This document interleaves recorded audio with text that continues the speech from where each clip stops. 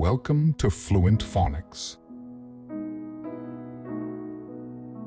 Today, we will focus on mastering the pronunciation of the word matriculate.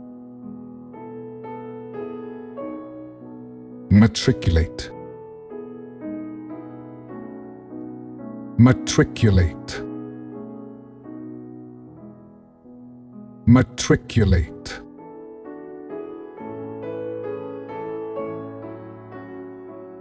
Here's an example of how one might use it in a sentence. She will matriculate at the university next fall and pursue a degree in engineering.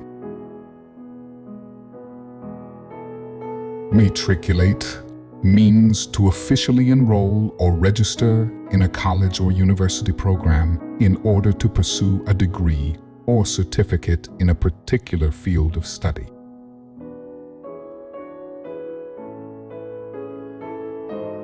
Thank you for your time. If you enjoyed this, please like and subscribe for further content.